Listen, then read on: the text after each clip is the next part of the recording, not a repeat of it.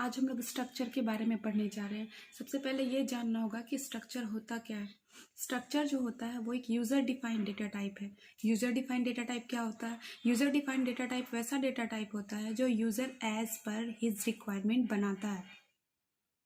उसको उसी हिसाब से जो जो उसको रिक्वायरमेंट चाहिए होता है उसको ध्यान में रखते हुए क्रिएट करता है। अच्छा, एक और बात कि स्ट्रक्चर जो होता है वो डिफरेंट टाइप के डेटा टाइप का कलेक्शन होता है। डिफरेंट टाइप के डेटा टाइप का कलेक्शन। डिफरेंट कब हम लोग को इसकी ज़रूरत होती है, तो चलिए एक एग्जांपल देखते हैं कि हम लोगों को अगर स्टूडेंट के बारे में इंफॉर्मेशन को स्टोर करना है और करना क्या है, उसमें क्या क्या होना चाहिए इंफॉर्मेशन में, रोल नंबर, नेम और एड्रेस। देखिए, अगर हम लोग इसको नॉर्मल प्रोग्रामिंग में करेंगे तो क्या करेंगे, एरे बनाएंगे। रोल नंबर का अलग चलेगा, नेम का अलग चलेगा, हर स्टूडेंट का इसे रोल नंबर का ही एक अलग एरे हो जाएगा। कभी भी हम लोग एक साथ एक स्टूडेंट, उसका रोल नंबर, उसका एड्रेस एक साथ कलेक्ट नहीं कर पाएंगे। तो वो करने के लिए हम लोग स्ट्रक्चर का यूज करते हैं। और स्ट्रक्चर का डेफिनेशन अगर देखें, नॉर्मली डेफिनेशन में क्या, स्ट्रक्चर हो जाता है collection of different data type. जैसे कि अगर हम लोग को स्टूडेंट का ही इंफॉर्मेशन स्टोर करना है तो डिफरेंट डेटा टाइप क्या क्या हो सकता है। इंटीजर में उसका रोल नंबर हो सकता है, कैर में उसका एड्रेस हो सकता है, कैर में उसका नेम हो सकता है। दोनों डिफरेंट टाइप का हो गया डेटा टाइप। कितना परसेंट नंबर आया, इसको फ्लोट में भी ले सकते हैं हम लोग। तो ये हो गया डिफरेंट टाइप का डेटा टाइप। अब हम लोग देखेंगे, डेफिनेशन पढ़ेंगे स्ट्रक्चर का। Structure is a user defined data type that enable to store collection of different data types. ठीक, each elements of a structure is called member. हाँ, सबसे पहले जितना भी डेटा टाइप आप उसमें डिफाइन करेंगे, जितना भी डेटा टाइप डिफाइन होगा उसमें सबको हम लोग क्या कहेंगे, स्ट्रक्चर का मेंबर। एक और अच्छा डेफिनेशन है स्ट्रक्चर का जो मैं लिख के लाई हूँ। स्ट्रक्चर और स्ट्रक्ट भी कभी कभी इसको कहा जाता है, is a collection of variables can be of same data type और डिफरेंट डेटा टाइप। अच्छा, सेम डेटा टाइप जरूरी नहीं है कि ये हमेशा डिफरेंट हो, क्योंकि डिफरेंट के रिक्वायरमेंट पे डिफरेंट डेटा टाइप को कलेक्ट करने का जो हमारा रिक्वायरमेंट था उसी के लिए हम लोग स्ट्रक्चर को वैल्यू करते हैं। तो इसीलिए हम लोग ज़्यादातर बोलते हैं डिफरेंट डेटा टाइप को स्टोर कर सकता है हम लोग के रिक्वायरमेंट के पॉइंट ऑफ व्यू को देखते हुए। लेकिन ये सेम टाइप को भी स्टोर कर सकता है, जैसे 5 इंच टाइप का डेटा टाइप, ये सब सेम टाइप का भी ले सकता है अंडर अ सिंगल नेम। जो एक स्ट्रक्चर का जो नाम होगा उसके अंदर ये डिफरेंट टाइप के डेटा टाइप को स्टोर कर सकता है।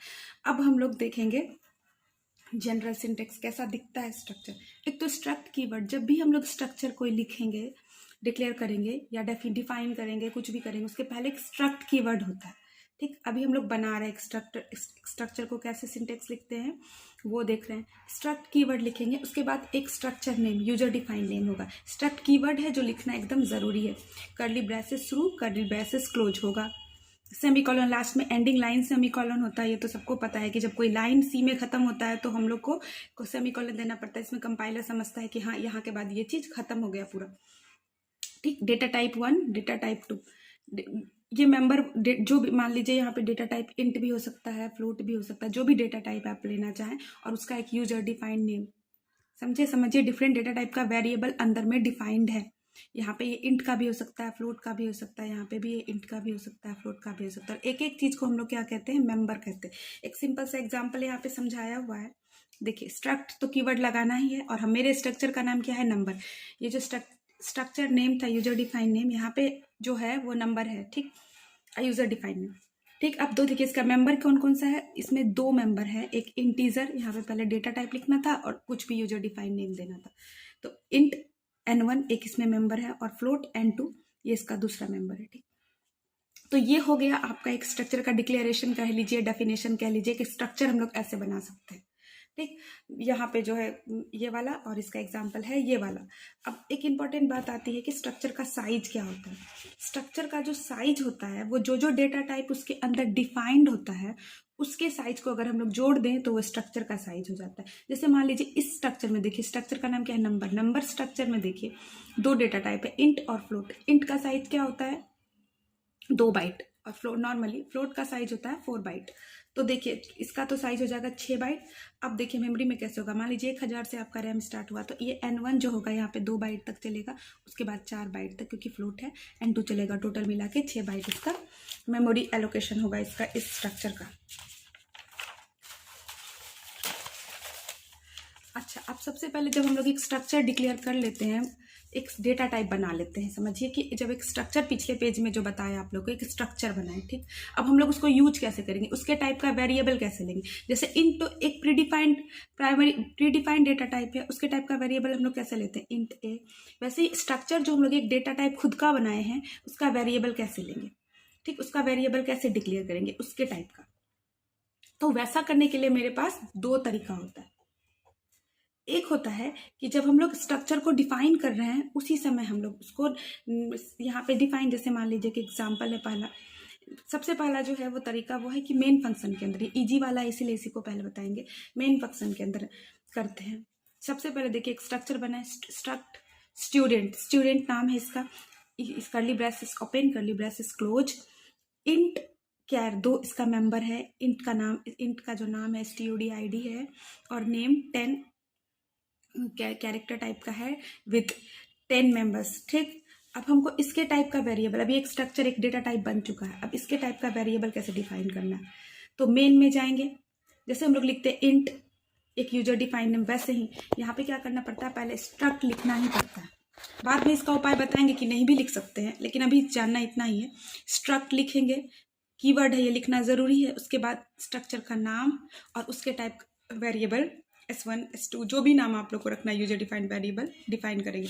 जैसे इंट ए लिख के सेमीकोलन देते थे, वैसे ये वाला बात लिख के ये वाला पहले यहाँ सिर्फ इंट लिखना पड़ता है, यहाँ पे स्ट्रक्चर नेम लिखना पड़ता है, और उसके बाद S1 और S2 जो भी आपका यूजर डिफाइंड नेम होगा वो रख के कंप्लीट करेंगे, ठीक है। दूसरा तरीका ये है कि जहाँ पे हम लोग स्ट्रक्चर को डिक्लेयर किए, जैसे यहाँ पे डिक्लेयर किए थे स्ट्रक्चर जहाँ बनाए, वहीं सेमीकोलन के पहले ही हम लोग जो वेरिएबल हम लोग को डिफाइन करना है उसके टाइप का वो लिख दें, कॉमा बीच में कॉमा डाल के सेपरेट ऑपरेटर लगा के सेपरेशन करके।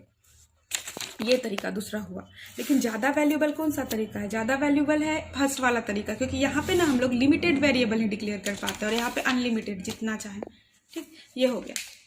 अब सबसे बड़ी बात आती है कि जब हम लोग डिक्लेयर कर लिए इसके टाइप का वेरिएबल, तो अब इसके वेरिएबल के अंदर तो ये दो, एक वेरिएबल जो होगा एक उसके अंदर ये भी होगा, ये भी होगा, क्योंकि पूरा स्ट्रक्चर का एक वेरिएबल, तो इसके अंदर इंट studi भी होगा और कैर नेम भी होगा, एक इसके अंदर भी और इसके अंदर भी। तो अब इसके अंदर से हम लोग उसको एक्सेस कैसे करेंगे, इसके अंदर जो चीज़ है इस वेरिएबल के थ्रू हम लोग स्ट्रक्चर के मेंबर को एक्सेस कैसे करेंगे वो बताना, accessing member of the structure. तो स्ट्रक्चर के मेंबर को एक्सेस करने के लिए हम लोग डॉट ऑपरेटर यूज करते हैं। स्ट्रक्चर वेरिएबल नेम इस यहाँ पे हम लिख देते हैं, हम लोग structure variable name dot operator का यूज होता है मेंबर, जो मेंबर आपको एक्सेस करना है, मेंबर नेम जो भी नाम रहता है आपके मेंबर का। मान लीजिए मेरे का यहाँ पे नाम S1 है, S1 के थ्रू हम लोग कैसे एक्सेस करेंगे, अगर studi को एक्सेस करना है तो S1.studi, और अगर हम लोग को नेम को एक्सेस करना है तो S1.name, बस ये लिखेंगे। अब एक सिंपल सा प्रोग्राम देखेंगे। ये प्रोग्राम क्या करेगा, स्ट्रक्चर का यूज करेगा, नेम और रोल नंबर लेगा स्टूडेंट का और उसको आउटपुट प्रिंट कराएगा।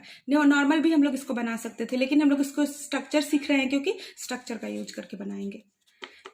ये तो हेडर फाइल है, हैज इट स्टूडियो कोनियो।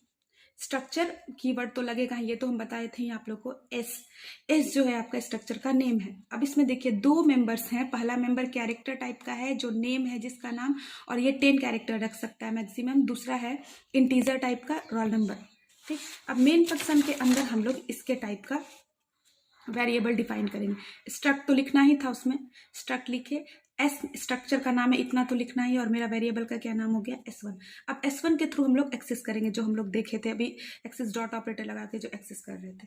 तो सबसे पहले प्रिंट एंटर नेम एंटर कराएंगे, स्कैन %f क्योंकि स्ट्रिंग मिलेगा नेम, %S1.name, % तो स्कैन में लिखना ही पड़ता है, ये तो नॉर्मल सी बात है। S1.name वही variable name dot member name, variable name dot member name, वही structure variable name dot member name, ठीक। दूसरा रोल नंबर के लिए भी यही काम किया गया है। अब देखिए उसके बाद उस दोनों स्कैन हो गया। अब %s क्योंकि पहला वाला तो नेम था, %d क्योंकि दूसरा वाला इंटीजर था, S1.name, S1.roll number। हर बार हम लोग उसको स्ट्रक्चर वेरिएबल के थ्रू एक्सेस कर रहे हैं, गेट सी एच। इसका आउटपुट जो होगा वो पहले इंटर नेम विशाल एंटर किए यहाँ पे, उसके बाद एंटर रोल नंबर 34 एंटर किए। अब बीच में तो बैकस्लैश टी है ना, तो बैकस्लैश टी है तो नेक्स्ट लाइन में नहीं जाएगा, ये डिफरेंस करेगा, एक दूसरे से थोड़ी दूरी पर प्रिंट होगा। तो यहाँ पे विशाल प्रिंट हुआ, यहाँ 34 प्रिंट हुआ। आज के वीडियो में इतना ही, हम लोग फिर नेक्स्ट आगे कुछ और देखेंगे नेक्स्ट वीडियो में।